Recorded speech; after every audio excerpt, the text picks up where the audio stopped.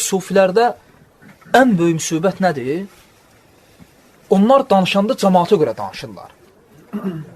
Onlar danışanda, yəni, sən ona sual verirsən, o sənə elə cavab verir ki, sual verən səndən razı qalsın.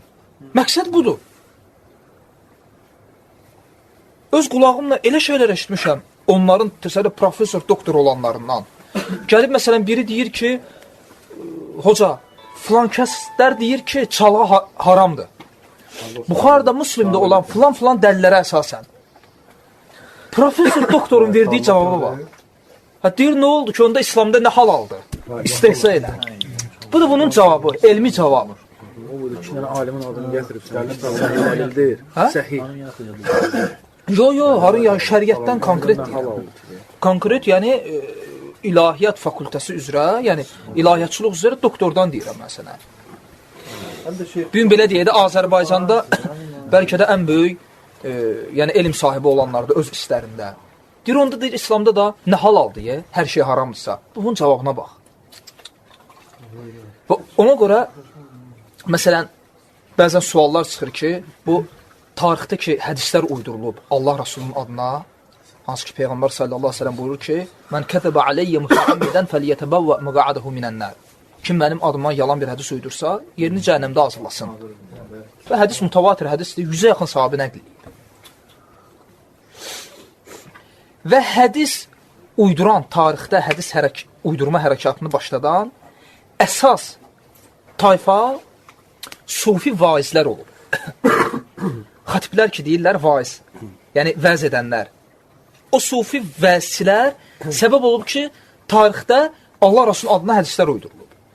Çünki onlar vəzləyəndə cəmaata bir də məqsədləri var idi. Kütləni ələ almaq.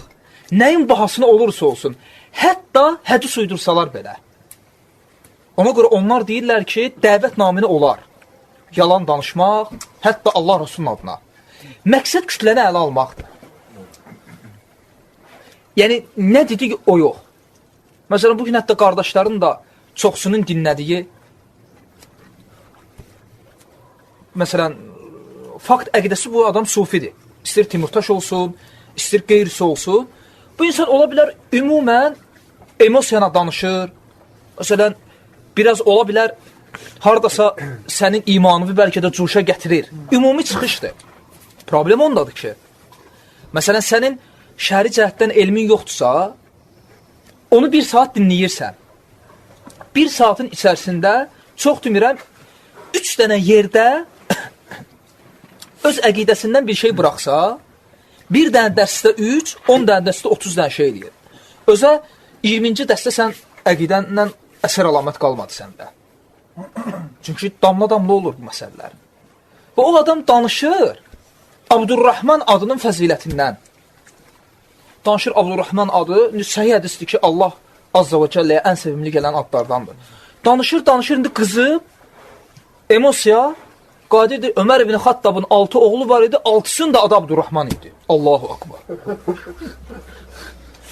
Emosiyana danışdı, sözdə didik etdi. Yetər ki, dinləyən adam, indi biz güldük. Amma orada dinləyənlər bilsən, reaksiyalar nə olur? Subhanallahil azim. Ömər ibn Xattabın 6 oğlu, 6'sı da Abdurrahman. Yalan deyə? Tarixdə heç belə şey rast gəlinməz ki, insanın 6 oğlu olsun, 6'sını da eyni adı qoyasan. İndi Abdurrahman adının fəzilətidir, deyib haradan gəlib, adam da təəccüblənir. Yəni bir dənə məqsəd odur ki, kütləyə ələ alsın, nəyin bahasına olur olsun. Ona görə sələfləri heç vaxt bəyənmirlər. Ona görə, axı, bu sufilər dəvət ki var, Allahın izni ilə, heç nə demirəm. O sufilər özləri var, ha. Onların elmləri, məsələn, ümumi kütlənin elmi nəyin üzərindədir? Hocam mənə belə dedi. Və salam. Hocam mənə belə dedi, qutardı. Onun elmi bunun üzərindədir. Hər hansı bir sufi bunu atsın qırağa. Çox demirəm, 2 gün elmə vaxt ayırsın, o kifayət edici onun tövbəsinə. Onlarda bir dənə problem odur ki, hocam mənə belə deyir. Hətta elə sufilər var ki, məsələn, Türkiyədə hansı ki özlərini övliya deyirlər. Məsələn, Musa Nuri Topbaş, Osman Nuri Topbaşın atası. Hətta öz tələbələrinə qadağan eləmişdi, Quran tərcüməsini oxumağı. Təsəvvürlə oturmusan, müridlərindir, bu da şeyxdir, qadağan eləyir ki, Quran tərcüməsi oxumağı sizə haram edirəm. Sən necə Allah Azza və Cəllənin vacib etdiyini haram edirsən? Niyə? Bəs niyə? Gəl məndən soruş. Mənim öz başıma gəlib, mən sələfi olmamışdan qabaq zır sufi olmuşam. O da müsibətindən. Məsələn, mən indi axı, sufilərin özlərinə deyirəm. Mən indi sufiləri görəndə, mən açıq deyirəm, onlara gülməyim gəlir. Yəni, ən azından elmi cəhətdən. Məsələn, indi hansı sufinin evində, məsələn, 3 cild kitab ola? Təsəllüm, mənim kitabım var idi ki, 13 cild. Yığırdım hamısını beynimə. Nə var idi? Və nə qədər o vaxt, hələ mən sufi olanda qardaşlarla söhbət edirdim. Gəncliyə yardım fondunda. Heç birinə heç nə alınmırdı. O qədər oturuşmuşdum ki, yəni, belə deyim də, oxuyurdum. Hələm o vaxtı Hənəfi olanda müəllimlərimdən, Türk hocalardan birinə, deməli, bir dəfə əlimə bir dənə məqalə düşüb çarşaf haqda. Hələ adı da belə idi, çarşaf. Yəni, niqab haqda. Hicab yox, niqab.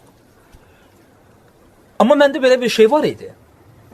Sünnətə tabiçilik, hərsiliyi var idi.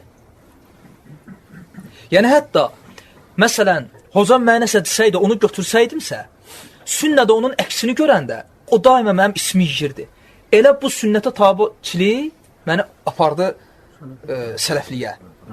Və məni belə müstəqil demək olar heç kəs dəvət eləməyib. Düzdür, əlhamdülillah, səbəb olanlar olub, amma müstəqil belə adam olmayıb. Demək olar ki, kitablar səbəb olub. Girmişəm kitabxanaya, araşdırmışam. Ən birinci araşdırdığım kitab da Hasan Ən-Nədvini İbn Teymiyyə Rəhməhullahın həyatını dair yazdığı kitab. Bilirdim ki, əvvəl, belə bilirdim ki, bu Vahabilərin atasıdır. Görün bu kimdir? Gördüm ki, o kişiymiş ki bu. Və belə Hənəfi məzhəbində dərinləşə oldum sələfi. Hənəfi məzhəbində kim dərinləşsə olacaq sələfi. Gətirmişəm bu risaləni. Risalədə Quran ayələri, o ayələrin sahabə və tabinlərlə təfsirləri və bir də hədislər. Niqab haqda, bir də qara geyimi fəziləti qadın üçün. Götürdüm, gördüm ki, hoca, bir dənə buna baxardınızda, maraqlı bir şeydir.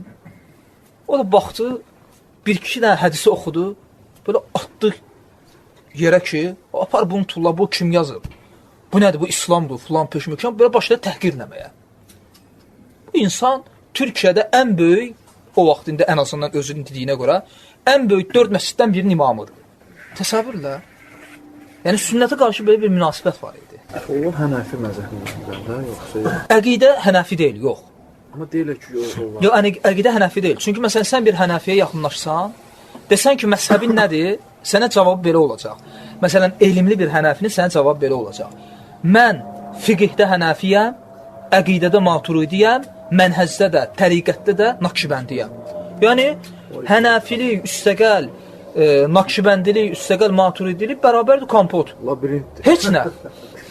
Və çox qəribədir. Məsələn, Abu Hanifənin etiqada dair yazdığı kitab var. Məsələn, Əl-Vasiyyə, Fiqhul Əkbar, Fiqhul Əbsad. O kitab sələfin etiqadına dair yazılmış ən birinci kitablardandır. Abu Hanifə yazıb. Sələfin etiqadıdır. Bugün də həmin kitabı götürüb sufilərin qabağına qoyursan, deyir ki, əgər bu Abu Hanifənin kitabıdırsa, yəni Abu Hanifənin etiqadı bu olubsa, bu etiqadı rədd edirəm. Və etiqadını rədd etdiyi Abu Hanifəni fiqhdə təqlid edir. Müsibət. Yəni, mən qardaşı etiqadını batil sayıram, amma onu özümə imam bilirəm. Fiqhi məsələlərdə. Ziddiyyətə bax, belə bir hala düşüblər. Və indiki vəziyyət lap betərdir. İndi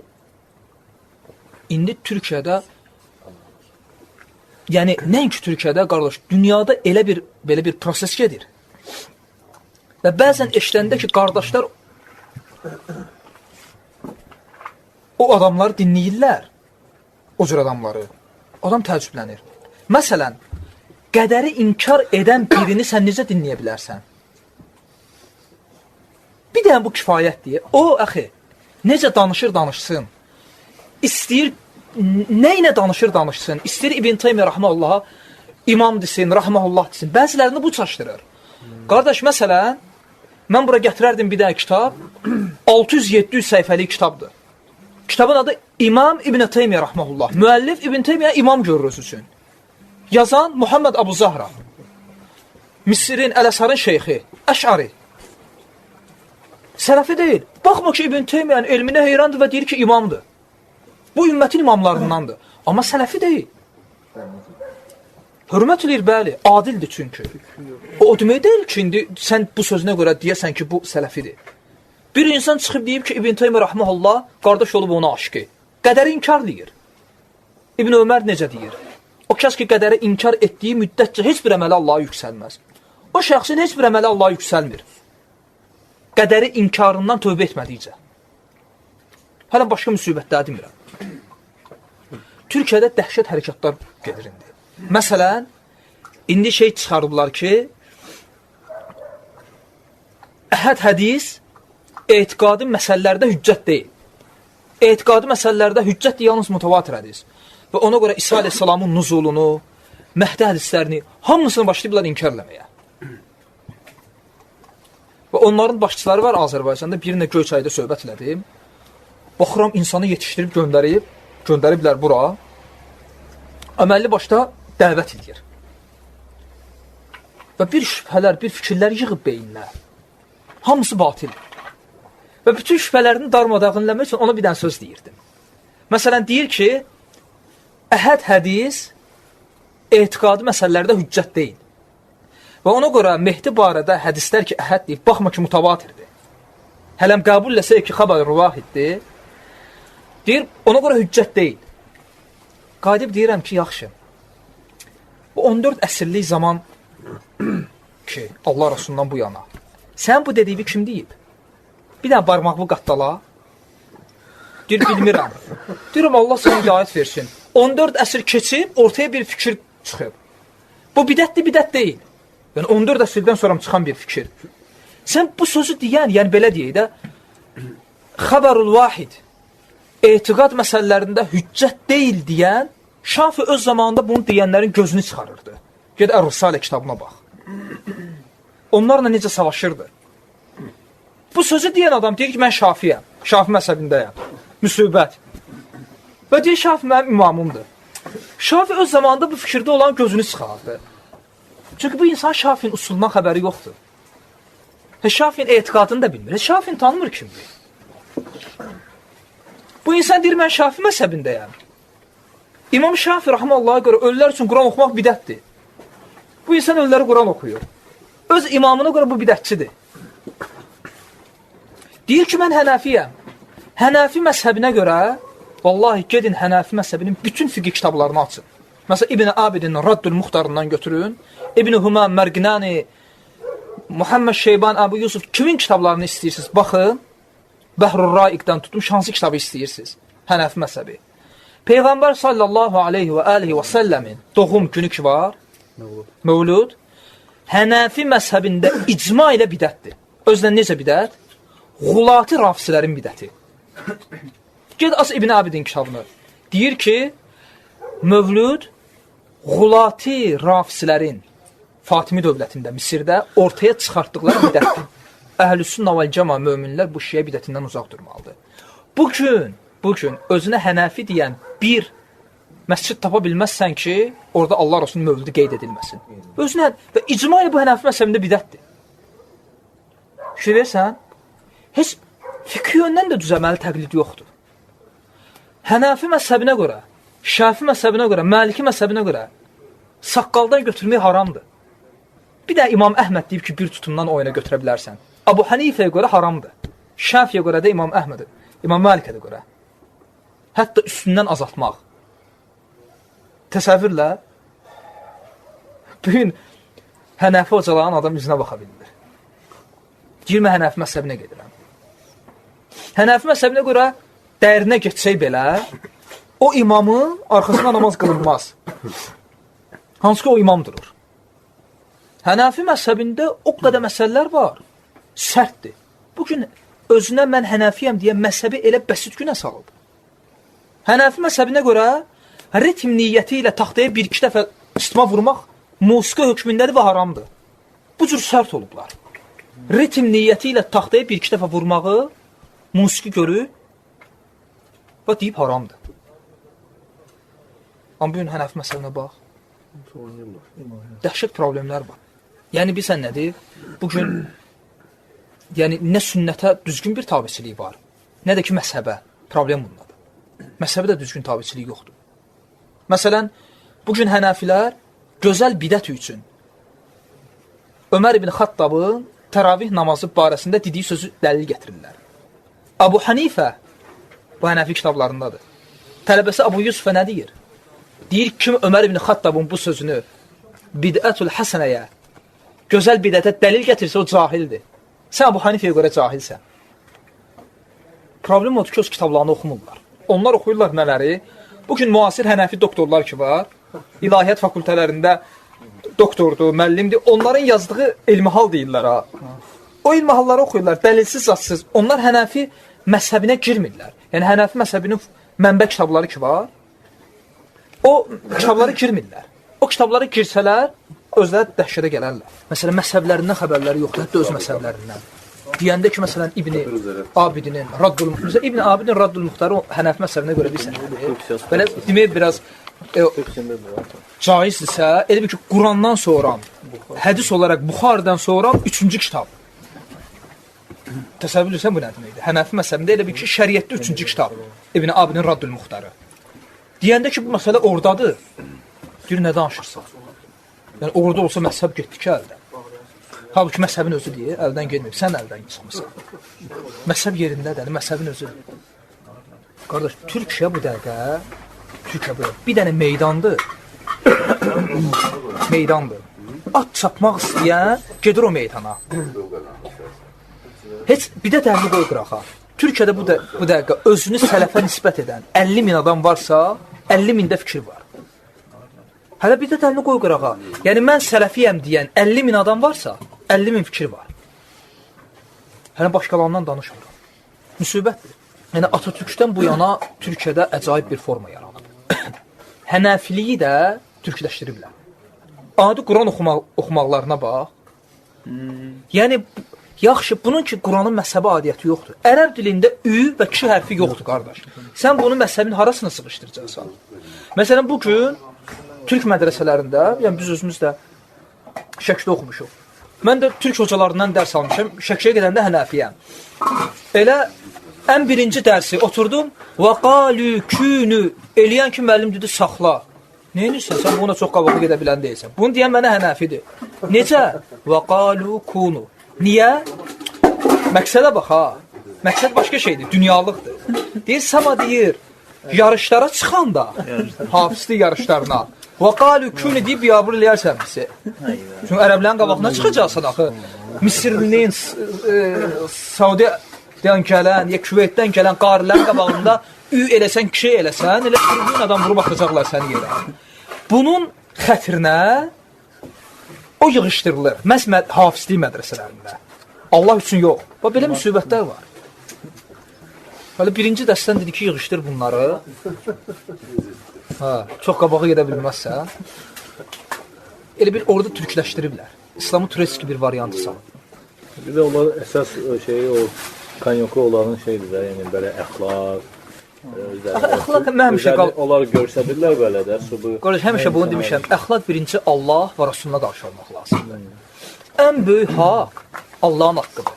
Ona görə Allah Azza və Cəllə Quranda şirki ləzulmun azim, ən əzəmətli şirkədir. Yəni, şirki ən əzəmətli zülm adlandırır. Çünki ən böyük haqq Allah Azza və Cəllənin haqqıdır, o da tohiddir. Və ondan sonra Allah Rasulunun haqqı o da ittibadır, sünnətə tabiçilik. Hansı ki, bu dinin əsasıdır. La ilahə illallahın səndən tələbi nədir? Tohid.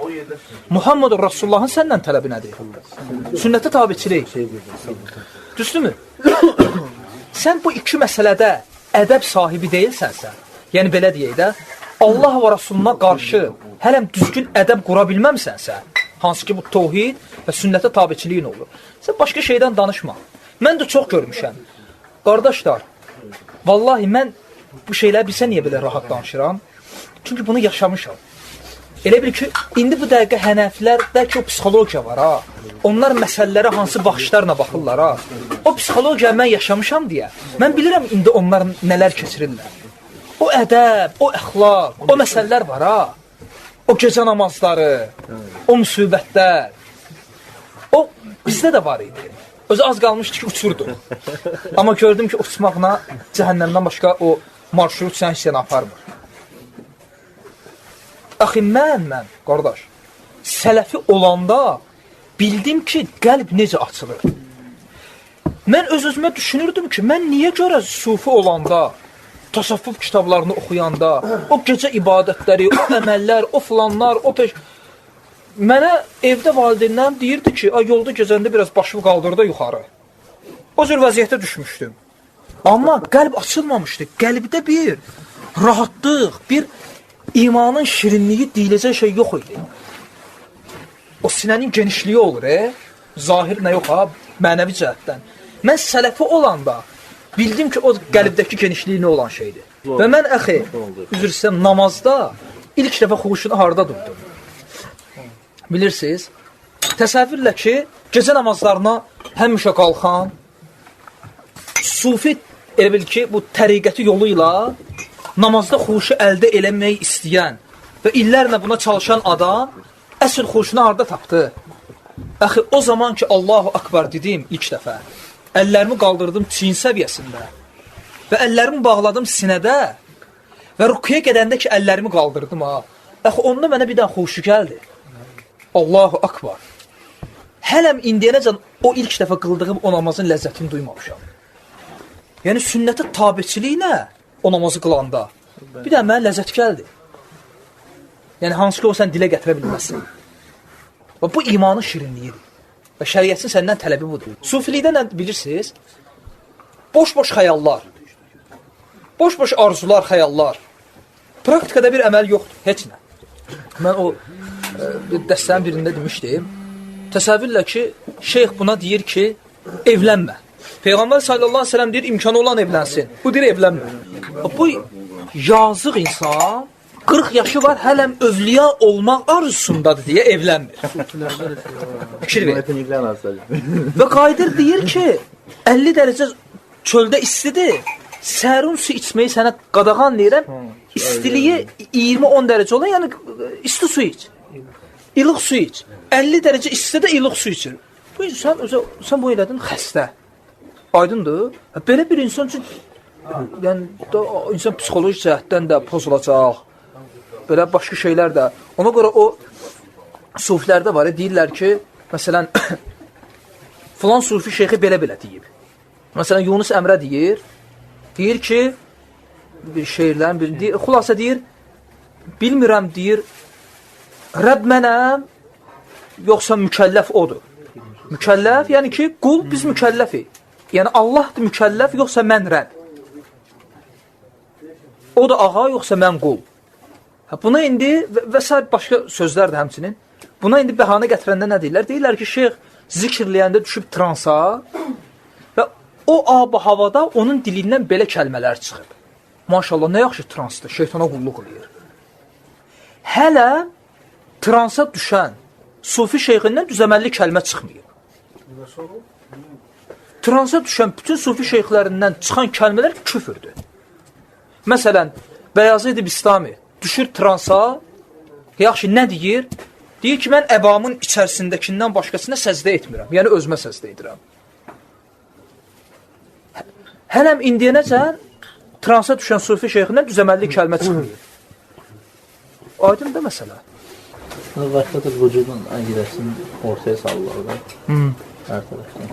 Hələ əsas budur, yəni sufilikdə vəhdətül vücud, sonra bəziləri gətirdi vəhdətül şuhud. Bidəti bidətlə dəyişdilər. Düzdür, vəhdətül şuhud ondan biraz babatdır. Mən özüm hətta evə tasavvuf kitabları gətirirdim, gedirdim Gənclik Yardım Fonduna, gətirirdim. Qardaşım deyirdi ki, bu nə kitabdır, nə barədədir? Deyirdim, sən girən kol deyil də bu. O da namaz qılır. Məndən də böyüdür. Özüm də başa sala bilmirəm axı nədir. Deyirəm, bu başqa bir aləmdir. Deyir, bildiyi nədəndir? Özüm də bilmirəm buna nə deyim. Deyirəm, nəysə də başqa bir aləmdir. Gərək bunu yaşayasan. Çünki özüm də oxuyanda bir şey başa çıxarmırdım ki, bunun məqsəd nədir burada? Ha, burada girirdin azmağa da. Sonunda siz hiss eləmirdiniz ki, nəsə belə düzgün yolda deyiləm. Axı biz necədir? Fikirlərim də başqa cürdür. Sözümü anlaya bilmirəm. Kiməsə anlada da bilmirəm. Hiss eləməliydiniz. Bu sufrənin elə gözəlliyi bundadır ki, elə həmdən xəyaldadırlar. Problem də ondadır da. Nəinki onlar, məsələn, bizə görə, tutaq ki, Allah Rasulunun zövcəsini söymək, müsibətdir. Abbaqır və Öməri söymək fəlakətdir. Bir insana görə də həyətindəki itinə Abbaqır adı qoymaq, taharətxanaya da Ömərxana deməyə adi bir şeydir. Və alimlərindən biri yazır ki, Abu Bakır və Öməri, xüsusən də Öməri, lənətləməyin ən gözəl yolu ayaq yolunda lənətləməkdir. Bu hansı alimlər deyir? Adı, yəni yadımda deyil. Yox, Rafsi. Ayaq yolunda. Yəni deyirsən ki, Allahümmə, hətta Allahın adını çəkirsən orada. Ki, nə var, Ömərə lənət ilə. Yəni, bunu bilsən niyə görə deyirəm? Bu insan artıq xəstədir. İndi bizə görə bu fəlakətdir. Ona görə isə bu cənnətdir. İndi gəlini müqayisə elə. Gör, bu insan boynuna şeytan minib bunu çapır, istədiyi kimi, istədiyi yerə aparır ya yox. Şəxsən məni açan əsas nə oldu? İbn Teymiyyə Rəhməllahın həyatı. Həsən Ən-Nədvinin yazdığı kitab idi. Yəni, ən birinci başlanğıc bu oldu. Sonra oxuduğum kitablar Hənəfi kitabları idi. Məsələn, bir kitab var Halil Güvəncin, Günümüzün fətvaları. 2 ciltli kitabdır, Gənclik Yardım Fondunda var. Hər bir Hənəfiyə məsləhət görürəm, o kitabı oxusun. Bugün Hənəfilərin cümə, adi namazlar və s. bidətləri ki var, o bidətlərin bütün yaranma səbəblərini tarix nə gətirir? Və çoxsu da Osmanlı xilafəti zamanında bu bidətlər ki var, bugün Hənəfi məscidlərində gördüyümüz bidətlər, çoxsu Osmanlıların zamanında olur. Ondan qabaq olmuyor. O bidətlərdən biraz danışardım. Məsəl üçün, kimisə gözünə dəyib görə bilmirik ki. Məsələn, Allah Rasulunun zamanında müəzzinin işi nə idi? Azan və iqamə. Bugün sufi bir müəzzinin işi çoxdur. İmamdan çox yük ona düşür. Azan, iqamə, namazdan da sonra bütün zikirləri səsli. Əstəğfirullah, Allahümmə əntəsələm və minkəsələm, təbarək deyəzəl cəlali vəl-ikram və s. və ilə. Yəni, bidətləri sahibə anda qutarmaq olmur. Cümə günü azandan sonra Peyğəmbər sallallahu aleyhi ve sellem salavat demək. Məsələn, bu bidət necə yaranıb? Deməli, Osmanlı həmin kitaba müraciət eləsəz, orada ad-ba-ad, il-bə-il hamısı var. Osmanlı xəlifələrindən biri oğlu ölür, bütün xilafətdəki məscidlərə əmr eləyir ki, hər gün cümə günü azandan sonra mənim övladım üçün ruhuna dua eləyir. Ki, azandan sonra edilən dua məqbuldur. Bütün xilafətdə bu yayılır. Cümə günü azandan sonra hamısı o xəlifənin qohumu üçün dua eləyirlər. Bu xəlifə əbədi deyil axı. Getdi, başqa xəlifə gəlir. Başqa xəlifə gəlir, o da razı deyil axı. Bu özü xilafətdə kresloda ola, taxtda ola, ondan qabaqki gələn xəlifənin qohumu üçün bütün xilafət məscidlərində cümə günü cəmaatın olduğu yerdə azandan sonra dua edilsin. Həm də istəmir bunu yığışdırsın, çünki deyəcəklər ki, özündən qabaqkına düşmənçiliyi var. Onun qohumuna edilən duanı Peyğəmbərə dua ilə əvəzləndirir. Yəni, bidəti bidətlə dəyişir. Və o günümüzəcəndə gəlir. Azandan sonra Peyğəmbərə salavat. Baxma ki, azandan sonra Allah olsun salavat deyə bilərsən. Yəni, o cür səsli formada gəlməsi bu cürdür. Və ya məsələn, zikirlər fərz namazından sonradır. Ümumiyyətlə, namazın bütün zikirləri fərz namazından sonradır. Bunlar isə fərzdən sonra sünnəni qılırlar, zikirləri saxlayırlar sünnədən sonraya. Bu bidət də Osmanlıların vaxtında çıxdı. Necə? Gördülər ki, cəmaat fərzi qılır, fərzi qılandan sonra hamı gedir evinə. Belə baxanda evinə gelməlidir də, neynəməlidir? Oturmalıdır, məsciddə yatmalıdır və sünnə ilə kişinin qıldığı ən fəzilətli namazlar evdə qıldığı namazlardır, fərz namazlarından başqa. Bu dəlildir ki, sünnəni evdə qılmaq özü sünnədir və savabdır. Həmçinin evlərinizi qəbristanlığa çevirməyin. Niyə? Çünki qəbristanlıqda namaz qılınmır. Sən evdə də namaz qılmasan qəbristanlığa bənzətdir. Yəni qəbirstanlığa çevirməyin. Evlərdə namaz qılın.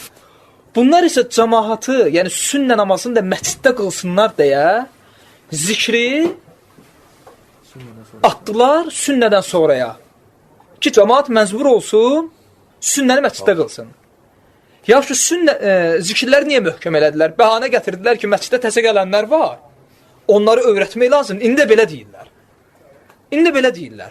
Deyir, məsciddə təzə gələnlər var. Biz eləyirik ki, onlar öyrənsinlər. Mənasız şey. Və Allah Rasulü deyir ki, kulli bidətin dalal. Hər bidət zəlalətdir. Hər bidət. Yəni, elə bir bidət yoxdur ki, zəlalət olmasın. Bu dərs sizə ixlasla.com saytı tərəfindən təqdim olundu.